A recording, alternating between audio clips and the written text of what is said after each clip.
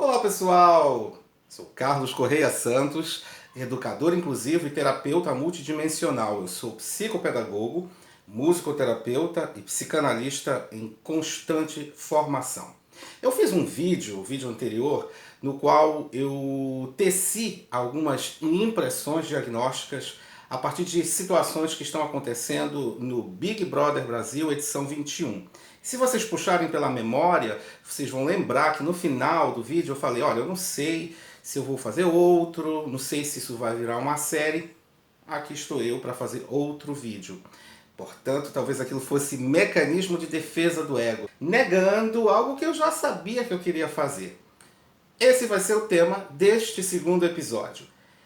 Situações que estão acontecendo no Big Brother Brasil 21 e impressões minhas diagnósticas sobre mecanismos de defesa do ego.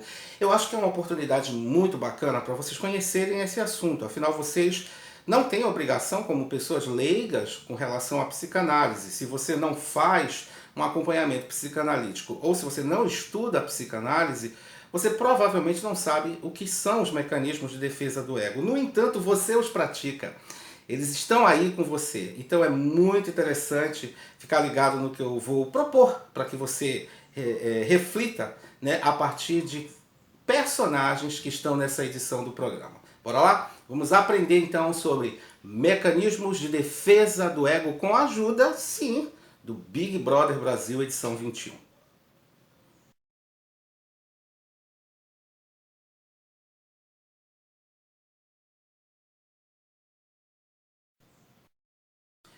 Então, pessoal, como é sempre importante, sempre importante frisar, eu não faço aqui nesses vídeos diagnóstico, tá? Porque totalmente improcedente, totalmente antiético. O termo é exatamente isso. São impressões diagnósticas. Como assim? A gente pega o programa que na psicoterapia a gente chama de caixa de Skinner. O programa ele acaba funcionando como uma caixa de Skinner. Embora esse assunto seja da psicologia, Skinner é um teórico, estudioso da psicologia, e a minha área é a psicanálise, sim, existe diferença. Psicanálise é uma coisa, psicologia é outra, psiquiatria é uma terceira. O termo caixa de Skinner ele é de apropriação mais devida da psicologia. No entanto, é um tipo de situação clínica, né, que a gente usa também na psicanálise. Resumidamente, eu não vou explicar aqui porque o tema do vídeo não é esse, a caixa de Skinner foi um grande teórico do comportamento humano. E ele fazia experimentos, e esses experimentos permitiam que se visse, né, que a gente visse, que os estudiosos da época, reproduções de atitudinais que indicavam questões comportamentais, psicológicas importantes. Isso foi muito pioneiro, inédito, e o que o Big Brother Brasil nos oferece é uma caixa de Skinner. Sim, senhores, né? É entretenimento, é alienante, é produto de massa, mas é uma caixa de Skinner. Enfim, então eu vou pegar situações dessa caixa de Skinner, que é o Big Brother, e especialmente essa edição tá uma caixa de Skinner, como diz a outra, grandão, grandona, né? E vou fazer uma atitude, uma ação mais uma vez aqui nesse episódio de psicoeducação com vocês, né? Explicar questões clínicas, porque é importante que vocês entendam, tá? Então, primeiro, para falar de mecanismos de defesa do ego, e eu vou aqui citar o Projota, a Carol Conká, a Lumena, né? E também o... Eu pensei em citar o Nego Di, não, eu não vou citar o Nego Di, vou deixar o Nego Di para um outro episódio. Eu vou citar a mim mesmo como também alguém que acabou vivendo, por conta do programa, sendo atravessado por um mecanismo de defesa do ego. Mas para explicar o que é o mecanismo de defesa do ego, eu preciso retroceder. Eu preciso que você entenda o que é, na linguagem psicanalítica, o ego. Se eu vou falar daquilo que defende o ego, eu preciso que você entenda o que é o ego. Bem, Sigmund Freud, o gênio, né, o pai da psicanálise, ele é o primeiro que vai nos trazer um entendimento revolucionário, né? Primeiro de tudo, o Freud é a mente, o indivíduo da ciência que vai provar, através das suas teorias, que existem questões de saúde que não são somente orgânicas, né? Até Freud, a intervenção clínica humana era centrada na organicidade. Então Freud, ele é considerado o terceiro causador de uma fissura no entendimento humano quando traz os princípios da psicanálise. Terceiro, porque o primeiro teria sido Nicolau Copérnico, com a teoria heliocêntrica, né? O Copérnico muda os paradigmas do entendimento humano quando diz: não é a Terra o centro do universo, é o Sol. O segundo é Darwin, com a teoria da evolução, disse: não, talvez o homem não tenha vindo de Adão e Eva, e sim evoluído do macaco. E por fim, até então, Freud, quando traz os assuntos da psique e que nos explica que nós adoecemos, temos também adoecimentos psíquicos e não somente orgânicos. Freud cunha basicamente duas teorias fundamentais, que é a teoria topográfica e a teoria estrutural. Na teoria topográfica, ele vai nos falar sobre consciente, pré-consciente e inconsciente. A gente, no estudo da teoria topográfica, a gente usa muito a imagem do iceberg, né? Primeiro explicando por que topográfica. Topográfica porque Freud vai nos falar que existem topos, regiões, lugares no aparelho psíquico. E esses lugares são a consciência, a pré-consciência e a inconsciência. Por que o iceberg é utilizado para ilustrar essa teoria? Porque o que a gente tem de consciente, vocês vão ver aí na imagem que vai entrar, o que a gente tem de consciente é só o topo do iceberg que fica para fora do mar. A pré-consciência é esse nível do mar que justamente separa a consciência do inconsciente. O inconsciente é esse lugar do aparelho psíquico muito maior até do que a própria consciência, submerso, não visto, não explorado, misterioso, né? Então por que inclusive não é subconsciente, tá, gente? Porque quando a gente usa o termo subconsciente, parece que a gente está falando de algo menor em importância do que o consciente. E o inconsciente, ele é muito mais preponderante do que o consciente. Nós nos movemos e somos afetados na vida muito mais por questões que estão inconscientes do que por questões conscientes. O pré-consciente é esse divisor de águas que fica mediando essa relação entre a consciência e a inconsciência. Mas não bastou a Freud essa explicação, ele precisou avançar e criou a teoria estrutural. Nessa teoria, a gente tem outras instâncias do aparelho psíquico que completam o entendimento de consciente, pré-consciente e inconsciente. Ele vai nos falar sobre o id, o ego e o superego. O id é essa instância do aparelho onde estão as forças instintivas, as nossas forças primárias, os nossos desejos, instintos, né?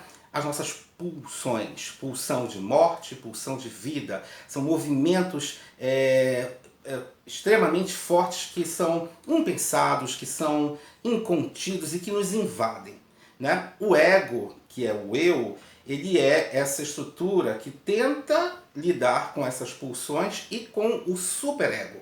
O superego é essa força que vem de fora, que é a força social, é a força ética, moral, são essas vozes externas que vão nos dizer: olha, cuidado, não faça assim, não faça assado, porque talvez não seja interessante. Então o ego fica esmagado entre o id e o superego. Ilustrando para vocês entenderem, uma pessoa é tomada de uma fúria e aí essa pulsão, esse id diz mate, mate, diz para o ego, mate. Só que o superego vem e diz: matar é crime, não pode. Nesse esmagamento que o superego faz no ego e nessa pressão que o id faz no ego, dessa luta nasce o eu, né? O eu é justamente aquela estrutura que se forma quando eu consigo, até onde eu consigo dominar os meus impulsos e até onde eu sou referenciado pelo que vem de fora. Isso é o eu. O ser humano, o eu humano, é essa porção humana que consegue lidar e se encontrar nessa cisão, que inclusive é uma cisão entre o consciente e o inconsciente. Só que nós também temos essas pulsões, essa pressão toda causa em nós alguns movimentos, né? Alguns movimentos que não são os mais desejáveis, mas eles acontecem dentro da gente. Então é preciso defender o ego. O ego tem que ser defendido para não perceber que está caminhando numa direção que talvez não seja a mais interessante. E aí Ana Freud, filha de Freud, vai criar a teoria dos mecanismos de defesa do ego.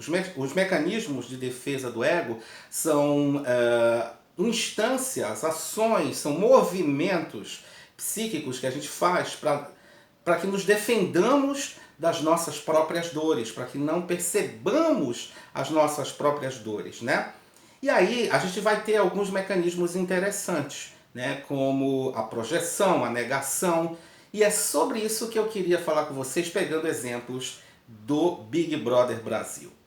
O primeiro mecanismo de defesa do ego que eu quero conversar, que eu quero apresentar para vocês, pisando exemplos do Big Brother Brasil, sempre no caminho da impressão diagnóstica, é o da negação. Nesse mecanismo, né, o ego é convencido a negar que ele está praticando alguma coisa que é moralmente indesejável, que é instintivamente perigosa. Então eu nego, é um mecanismo de defesa muito simples de entender, né? Você, por exemplo, é muito comum você ir a um presídio, eu estudei direito, eu sou formado em direito também, você entra no presídio e aí todos os presos que lá estão vão dizer, não, doutor, né, que todo mundo é doutor, eu não cometi esse crime. Ele cometeu, ele foi sentenciado por isso, mas ele nega, para defender o seu ego da dor de admitir ser um assassino, da dor de admitir ser um estuprador. Então você nega, né? Então, um personagem que está fazendo um movimento que é curiosamente similar ao da negação é o Projota. Há uma fala dele dentro do programa se situando como vilão. Não, eu sou o vilão do programa. Isso é interessante. É o ego se defendendo do peso de admitir que pode ter feito coisas não muito interessantes, como os ataques ao Lucas, como toda aquela maquinação que ele fez para que o Lucas fosse para o paredão, que acabou nem precisando, mas ele foi o cabeça daquilo. Então é doloroso, né, para o ego do Projota, num sentido de impressão diagnóstica, admitir que fez algo realmente duro, cruel, implacável. Então ele nega. E negar como? Ele nega se colocando num outro papel. O papel de vilão, não o papel de manipulador. Porque, gente, vilão, o termo vilão, ele é dramatúrgico, ele é ficcional. E ali é uma reprodução de vida real, né? Então as pessoas ali não estão, teoricamente, até onde a gente acredita, eles não estão seguindo um script, um roteiro. Então não há vilão, há pessoas, né? E aí o mecanismo de defesa do ego do Projota ali, nesse caso, é se considerar um vilão. Porque aí isso suaviza a sua dor de ego, né? E ele segue sem perceber ou mascarando o que poderia ser psiquicamente problemático. Aí a gente tem outra personagem muito interessante, Lumena. Polêmica Lumena. Você vai ver a Lumena fazendo uma série de ações com o Lucas que são: você devia pensar, rapaz, que é assim, que é assado, você está roubando a pauta LGBT, ela vai trazendo para o rapaz, ela vai usando a partir dela para o rapaz muita racionalização. A racionalização é um outro mecanismo de defesa do ego. Eu uso argumentos pseudo-racionais, né, para fazer com que a minha fala, que tem um cunho preconceituoso, seja entendida apenas como a fala de alguém que está pensando, ponderando. É defender o ego, é não admitir os seus preconceitos, né, e tentar transformá-los num discurso que parece racional. Racionalização. É uma impressão diagnóstica da atitude da Lumena com o Lucas. Porque se ela para admitir que ela está sendo implacável, que ela está sendo intolerante, que ela está sendo incoerente, inclusive, com a pauta militante que ela defende, o ego vai sofrer demais. Então o ego usa a racionalização para reconstruir esse discurso e não sofrer. Aí a gente tem a polêmica Carol Conká. Carol Conká, inclusive isso foi tema do outro vídeo, do primeiro vídeo, ela vai criar toda uma dramaturgia, embora eu tenha falado há pouco que isso é vida real, mas eu estou falando aqui de uma dramaturgia pessoal, não da dramaturgia externa, de não são personagens, mas a gente constrói nossas dramaturgias pessoais na vida. Ela vai construir uma dramaturgia pessoal de que a Carla e o Arcrebiano, que já até saiu do jogo, estariam tendo um flerte e aí criando um cenário de traição, um cenário de atitude que não é muito ética, né? De pessoas tramando pelas costas dela. Mas qual é o mecanismo de defesa que ela usa? Deslocamento. Porque talvez isso fossem atitudes dela, talvez nesse sentido de impressão diagnóstica, essa pessoa pudesse fazer isso, essa pessoa pudesse paquerar outra de uma forma não muito ética, e para que o ego da Carol não sofra, ela desloca, né? Ela desloca isso para os outros personagens. Mecanismo de defesa do ego. Por fim, eu também me peguei vivendo, me sentindo, me percebendo, atravessado por um mecanismo de defesa do ego, que foi o modo como eu lidei com a situação do Lucas nesse programa. Quem me acompanha nas mídias sociais tem percebido o tanto de textos que eu tenho escrito sobre esse programa, inclusive esta série de vídeos. Eu me vi muito tocado pelo episódio do Lucas. Eu me vi muito tangenciado por aquilo que ele estava vivendo ali dentro daquele cenário, né? Sendo massacrado por um grupo, sendo alijado das suas vontades a ponto de desistir e cometer um suicídio metafórico ali dentro da atração. Quando ele desiste daquela vida, daquele simulacro de vida, ele está fazendo um simulacro de suicídio. Ele se mata no jogo e sai para essa vida real aqui fora, né? Então eu comecei a ficar muito mobilizado por aquilo, muito tocado, e aí eu precisei parar e perceber que eu estava sendo atravessado pelo mecanismo de defesa do ego da projeção. Eu estava projetando no Lucas uma dor que é minha. Então todos os textos nos quais eu falava do Lucas, eu não estava falando do Lucas, eu estava falando de mim, né? Eu estava falando da dor que eu via projetada nele, que foi minha, em episódios em que eu fui atacado por grupos, em que eu, homem preto, né, me vi sendo tratado de forma racista e endorracista. O endorracismo é o que eu chamo do racismo praticado pelo próprio preto contra o preto, né? Então, para me defender de uma dor que é muito forte para mim e muito difícil de admitir, eu projeto essa dor no outro. E eu projetei essa minha dor no Lucas. Mecanismo de defesa do ego. Bem, pessoal, mais uma tentativa minha de mostrar que a partir de um programa de TV é possível fazer inferências muito interessantes sobre questões psicanalíticas sérias, como os mecanismos de defesa do ego. Espero que eu tenha ajudado vocês, espero que o que eu fale aqui sirva para que vocês olhem para a vida de vocês e encontrem algum caminho de autoanálise e de percepção, porque psicanálise é sobre isso. É sobre nós olharmos para nós, né, com a ajuda de um terapeuta, e entendermos onde precisamos nos curar. Esse é o princípio psicanalítico. Bem, e aí eu vou assumir, é uma série mesmo. Provavelmente não. De fato, de certo, eu vou trazer outro episódio para vocês quando eu for provocado por alguma outra questão que acontece lá no programa. Uma questão que eu preciso talvez analisar mais detidamente num episódio próprio é essa trajetória do Lucas dentro da atração, né? Uma visão psicanalítica de tudo aquilo que aconteceu ali, a minha visão psicanalítica, né? A minha impressão diagnóstica, tá bom? Beijo para vocês, muito obrigado, estou muito feliz com a repercussão que o primeiro vídeo teve e eu espero que esse segundo sirva também para alguma reflexão para vocês. Tchau!